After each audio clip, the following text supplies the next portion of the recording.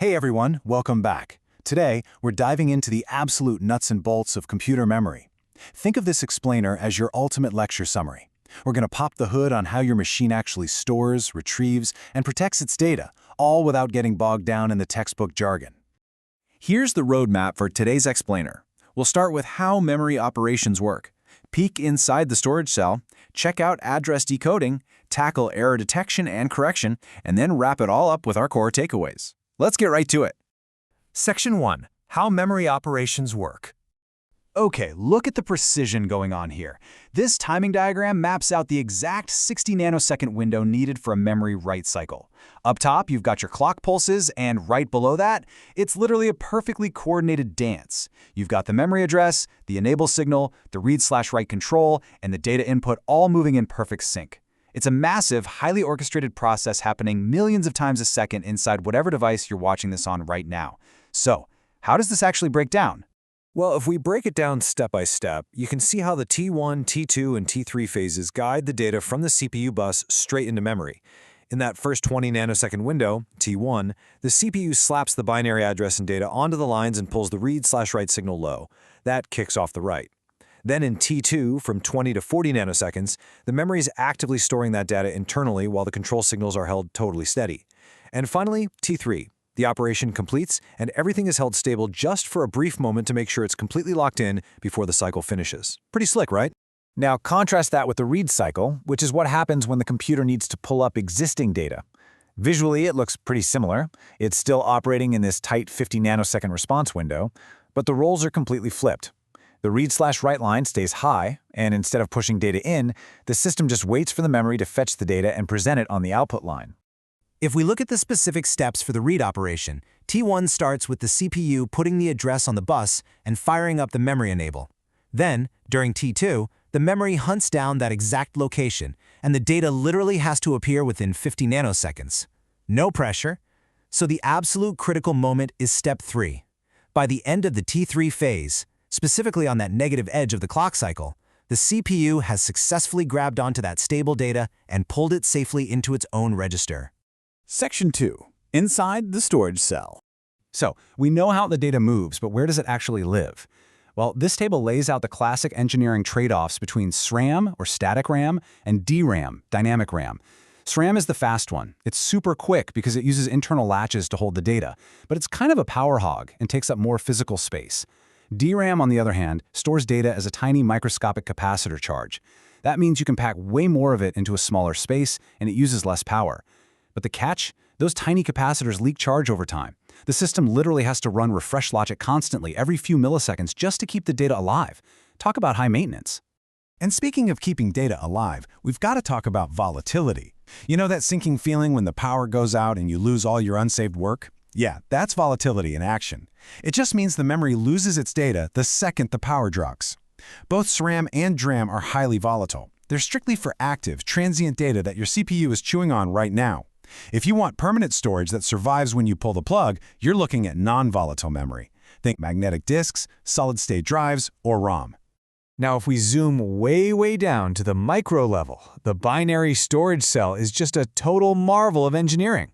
This is the fundamental building block. Physically, we're talking about just 4 to 6 microscopic transistors, which is exactly why engineers can cram billions of them onto a single chip. Logically, this tiny cluster acts as an SR latch that forms a D latch. It just needs a select input to wake up and a read/write input to tell it, hey, form a path to output your stored bit, or open up and take this new bit in. Section 3. Decoding memory addresses. So we've got the cells, but how does the computer actually find them? This is a massive structural challenge in computer engineering. When you're dealing with millions of individual storage spots, how on earth does the system translate a binary address into a physical connection to one specific word, without the hardware turning into an impossibly huge, inefficient mess? Well, if you just tried to scale up a simple single decoder, the math gets really ugly really fast.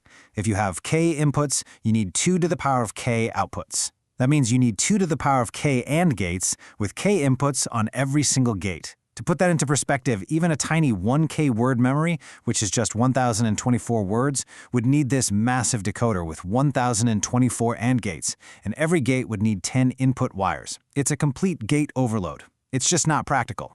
But enter the hero of our story: coincident, or two-dimensional decoding. Instead of stringing memory cells out in one giant line, engineers arrange them into a 2D square-like grid. Because of this, we can use two separate, way smaller decoders. We take the binary address, chop it in half, send the most significant bits to a row decoder, the X input, and the least significant bits to a column decoder, the Y input. The exact cell we want is just sitting right there at the literal intersection of the activated row and column. Just look at the efficiency gains here.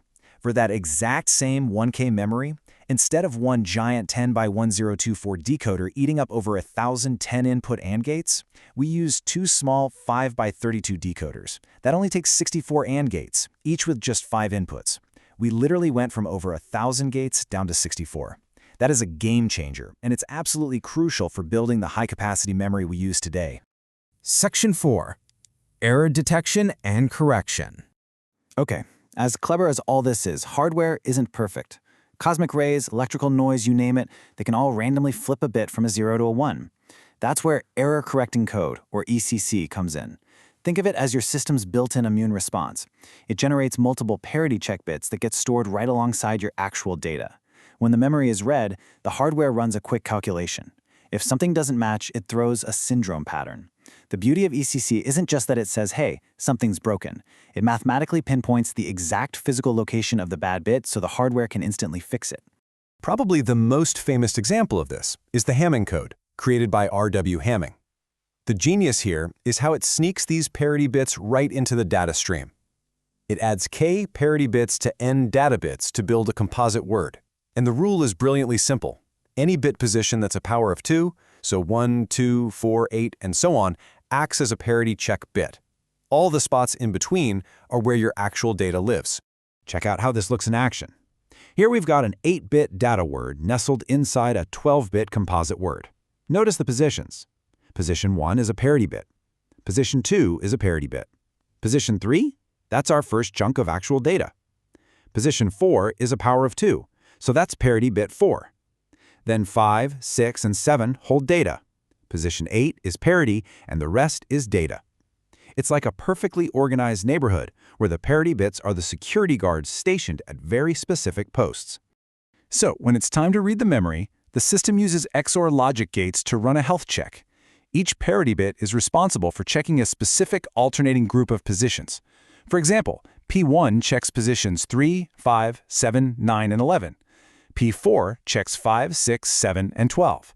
By running an XOR calculation on these intersecting groups, the hardware gets a real-time pulse on the integrity of the data. And here's where it all comes together. The results of those XOR equations combine to form the syndrome result. Let's call it C. If C is all zeros, awesome, the data is perfectly clean. But if there's a corruption, it produces a non-zero syndrome. Because of that clever power of 2 setup we talked about, that non-zero syndrome actually spells out the exact binary address of the broken bit. Like if the syndrome evaluates to a binary 6, bam, you know position 6 is flipped. The hardware just complements that bit and fixes the error before your CPU even realizes anything went wrong. Incredible, right? Section 5. Core Lecture Takeaways. Let's wrap this explainer up. We've seen today that memory is really this intense, orchestrated balance of speed, space, and reliability. It leans on incredibly precise T1 to T3 nanosecond timing cycles to read and write. We saw the trade-offs. SRAM gives you speed, while DRAM gives you density. We learned how coincident decoding uses 2D grids to save us from logic gate overload. And of course, since nothing is perfect, we saw how Hamming codes use intersecting parity math to automatically find and fix errors. Which leaves us with a really fascinating thought for next time. Memory tech is scaling at an insane rate, holding billions of volatile cells on a single microscopic chip. As we push the absolute limits of physics with this density, how are these core architectures going to have to evolve? What kind of crazy new decoding or quantum-level error correction will we need to keep our digital world from just falling apart? Something to think about. Thanks for hanging out with me for this explainer, and I'll catch you in the next one.